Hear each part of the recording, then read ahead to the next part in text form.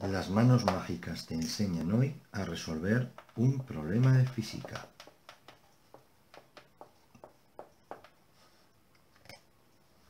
Disponemos de una bobina circular de 200 espiras y de radio 0,2 metros y atraviesa dicha bobina un campo magnético de 0,25 teslas paralelo al eje, tal y como se dibuja aquí.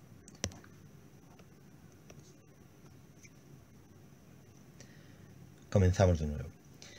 Disponemos de una bobina circular de 200 espiras y radio 0,2 metros y atraviesa dicha bobina un campo magnético de 0,25 teslas paralelo al eje, tal y como figura en la figura. Calcular la fuerza electromotriz inducida en los extremos de la bobina cuando en un intervalo de tiempo de 100 milisegundos y de forma lineal se duplica el campo magnético. Indica en el esquema de la figura el sentido de la corriente inducida y justifica la respuesta.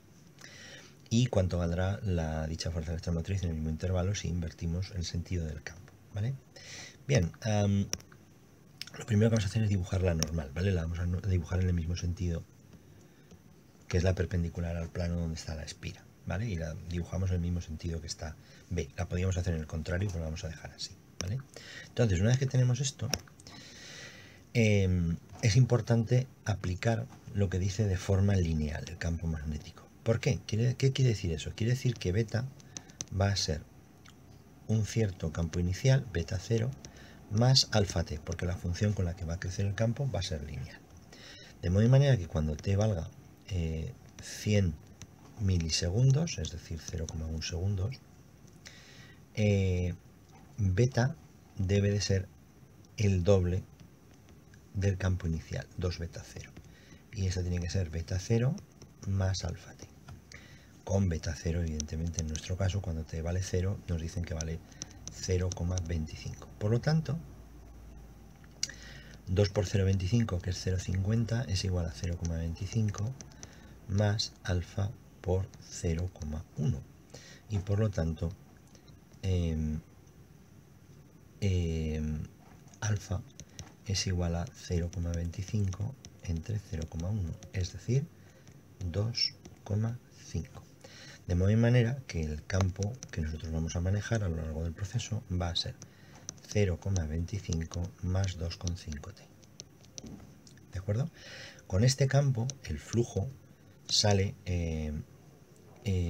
como beta por s, es decir, como forma en 90 grados va a ser coseno de 0 grados al final, y al principio va a ser el campo, que va a ser 0,25 más 2,5t multiplicado por ese coseno, y por la superficie, que va a ser la superficie de una espira, pi por el radio, que es 0,2 al cuadrado, y por el número de espiras que tenemos, que son 200, ¿vale? De modo y manera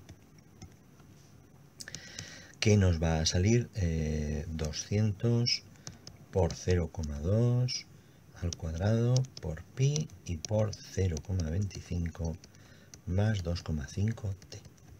Bien, ahora la fuerza electromotriz es menos la derivada del flujo con respecto al tiempo, porque conocemos cómo varía el flujo en función del tiempo.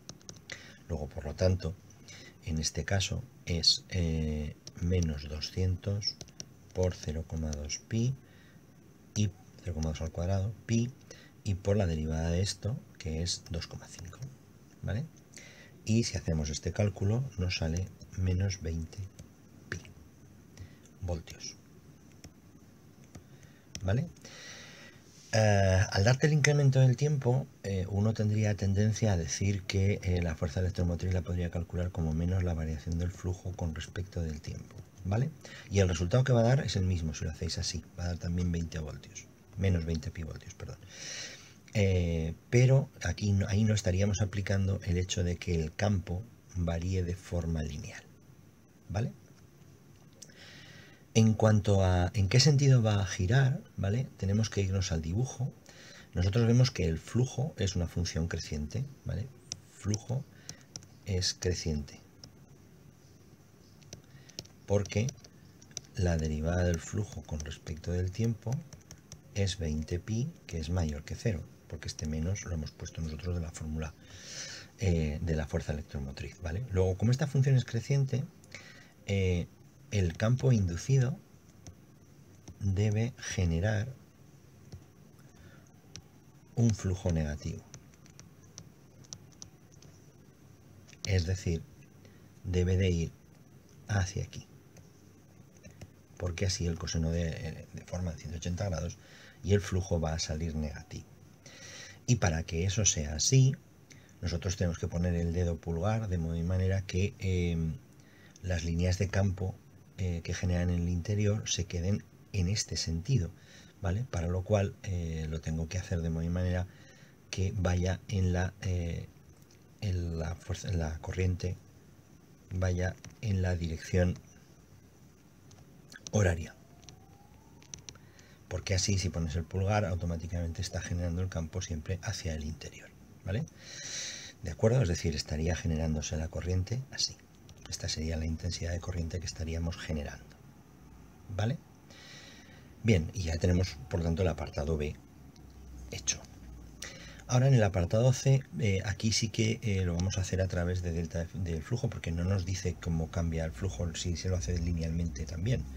Con lo cual lo que vamos a hacer es utilizar la fórmula de que la fuerza electromotriz es menos el incremento del flujo con respecto del tiempo, o sea, partido por el incremento del tiempo. Es decir, cómo cambia el flujo y en cuánto tiempo cambia, el cociente de esas dos cosas.